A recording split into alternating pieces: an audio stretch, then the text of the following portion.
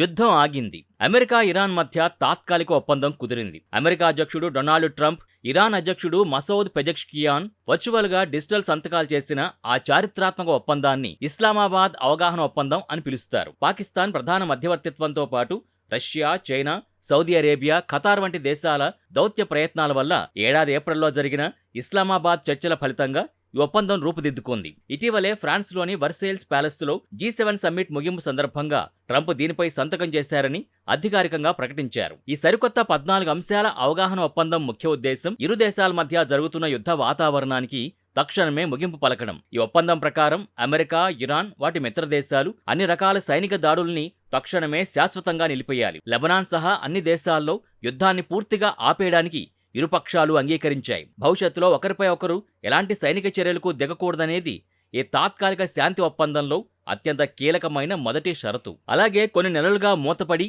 ప్రపంచవ్యాప్తంగా ఇంధన సంక్షోభానికి కారణమైన హార్ముజ్ జలసంధిని ఇరాన్ తక్షణమే వాణిజ్య నౌకల రాకపోకల కోసం తిరిగి తెరవాల్సి ఉంటుంది. ప్రారంభంలో 60 రోజుల పాటు ఎలాంటి రుసుములు లేదా టోల్ ఛార్జీలు లేకుండా అంతర్జాతీయ వాణిజ్య నౌకల సురక్షిత ప్రయాణానికి ఇరాన్ హామీ ఇవ్వాలి. దీనికి బదులుగా అమెరికా ఇరాన్ రేవులపై విధించిన నౌకాదళ దిగ్బంధాన్ని వెంటనే ఎత్తివేస్తూ అంతర్జాతీయ చమురు మార్కెట్ పుంజుకునేలా చర్యలు చేపట్టాలి. ఈ ఒప్పందంలో ఆర్థిక పరంగా ఇరాన్కు భారీ ఊరట లభించింది. ఇరాన్ ఆర్థిక వ్యవస్థని పునర్నిర్మించడానికి, దాని ఆర్థిక వృద్ధి కోసం దాదాపు $300 బిలియన్ భారీ అభివృద్ధి నిధిని ఏర్పాటు చేయడానికి అమెరికా తన ప్రాంతీయ భాగస్వాములతో కలిసి అంగీకరించింది. అయితే ఇందులో అమెరికా ప్రభుత్వ సొమ్ము నేరుగా ఉండదని, ఇరాన్ నిబంధనలకు కట్టుబడి ప్రవర్తిస్తేనే ఈ నిధుల ప్రయోజనం అందుతుందని ట్రంప్ స్పష్టం చేశారు. దీంతో పాటు వివిధ విదేశీ బ్యాంకుల్లో ఇరాన్కు సంబంధించిన సీజ్ చేసిన ఆస్తుల్ని తిరిగి విడుదల చేయడానికి అమెరికా సమ్మతించింది.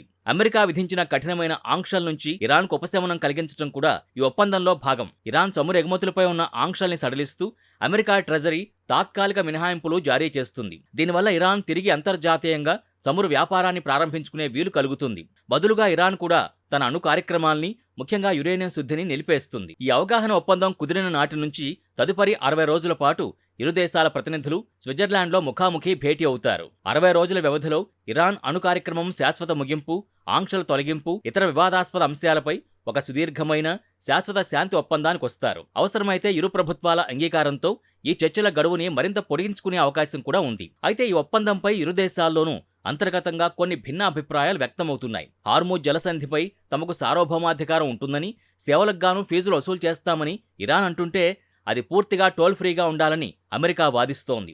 ఈ తాత్కాలిక ఒప్పందం కేవలం 1.5 పేజీల సాధారణ పత్రం మాత్రమేనని, ఒకవేళ ఇరాన్ నిబంధనలు ఉల్లంఘిస్తే మళ్లీ బాంబులతో దాడి చేయడానికి తమ సైన్యం సిద్ధంగా ఉందని ట్రంప్ హెచ్చరించడంతో ఈ 60 రోజుల చర్చల కాలం అంతర్జాతీయంగా అత్యంత ఉత్కంఠభరితంగా మారింది.